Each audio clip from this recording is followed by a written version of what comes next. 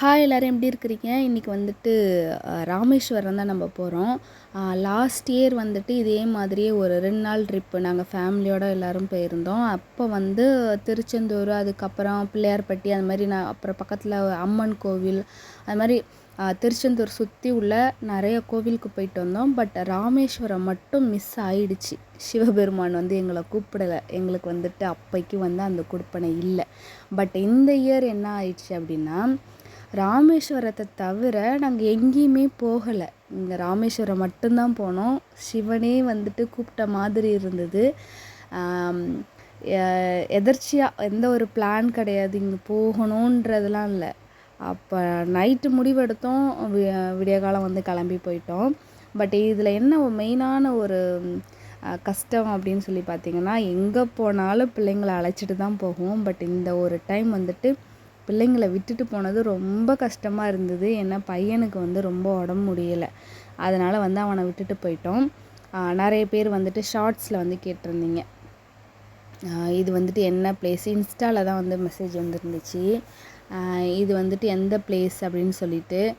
நானும் இது தான் ஃபஸ்ட் டைம் ராமேஸ்வரம் பாம்பன் பாலம் இந்த ஒரு இடத்துல மட்டும்தான், அதாவது என்ன சொல்கிறது, தரையில் போகிறது, பாலத்தில் போகிறது, நீரில் போகிறது, அப்படி வந்துட்டு 3 பிளேஸும் சேர்ந்தது. ட்ரெயின் ரூட்டும் இருக்குது, கப்பல் இருக்குது, அதுக்கப்புறமா வந்துட்டு கார், பஸ் எது வேணாலும் போகலாம்.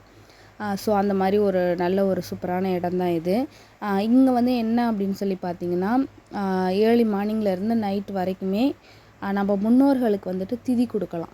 ஸோ நாங்கள் போனது அதுக்காக தான் வந்து போனோம். மாமனாருக்கு வந்துட்டு என் ஹஸ்பண்ட் வந்துட்டு ரொம்ப வருஷம் ஆயிடுச்சு, கொடுக்கவே இல்லை, திதி கொடுக்கவே இல்லை. அதுக்கான சிச்சுவேஷன் வந்துட்டு அவருக்கு அமையலை.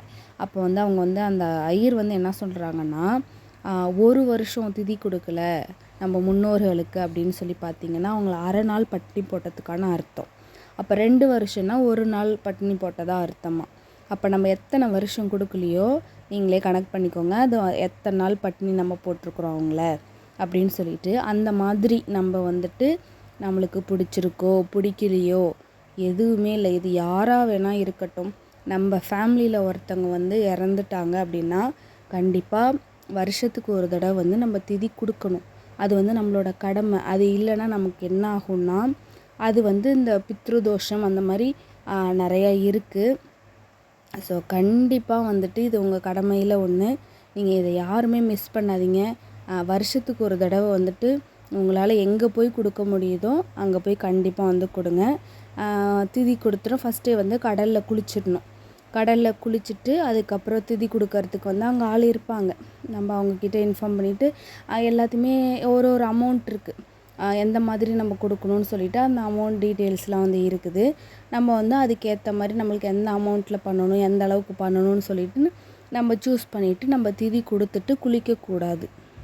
எங்கேயுமே சரி, திதி கொடுத்துட்டோம் அப்படின்னா குளிக்கக்கூடாது.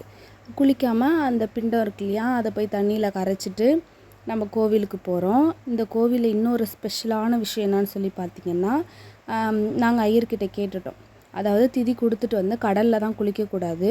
நாங்கள் வந்து நாழிக்கிணறுல போய் குளிக்கலாமான்னு சொல்லி கேட்டோம். கண்டிப்பாக நீங்கள் குளிக்கலான்னு சொல்லி சொன்னாங்க. ஃபஸ்ட்டு கிணறு வந்துட்டு மகாலட்சுமி தீர்த்தம், அதில் ஆரம்பித்து மொத்தம் வந்து 22 கிணறு இருக்குது. அந்த 22 புண்ணிய தீர்த்தத்தில் நம்ம வந்து குளிக்கணும். ஸோ நமக்கு வந்து கடைசியாக முடிகிறது வந்துட்டு கோடி தீர்த்தம் அப்படின்னு சொல்லிட்டு முடியும். மகாலட்சுமி தீர்த்தத்தில் ஆரம்பித்து கோடி தீர்த்தம் வரைக்கும் நம்ம ஃபுல்லாக அதை குளித்து முடிச்சுட்டு நம்ம சாமி கும்பிட்டுட்டு வந்தோம் அப்படின்னா நல்ல ஒரு பாசிட்டிவிட்டி கிடைக்கும். நம்மளுக்கு வந்து நம்ம தெரிஞ்சோ தெரியாமலையோ நம்ம யாரையோ கஷ்டப்படுத்தியிருப்போம், ஒரு சில தப்புகள்லாம் வந்து செஞ்சுருப்போம், தெரிஞ்சே தப்புகள்லாம் செஞ்சுருப்போம். இது எல்லாமே வந்து நம்ம பாவ கணக்குலேருந்து குறையும் அப்படின்னு முன்னோர்கள் சொல்கிறாங்க. பட் அது வந்து நம்ம எந்த தான் வந்து அதை கழித்தாலும் நம்ம செஞ்சது பாவம் தான். அது யாராலையும் அதை கழிக்கலாம் முடியாது. இருந்தாலும் எல்லாமே வந்துட்டு ஒரு நம்பிக்கை தான். ஸோ கண்டிப்பாக வந்துட்டு ராமேஸ்வரம் போனீங்கன்னா இதை எதையும் மிஸ் பண்ணிடாமல் செஞ்சுட்டு வாங்க. பாய்.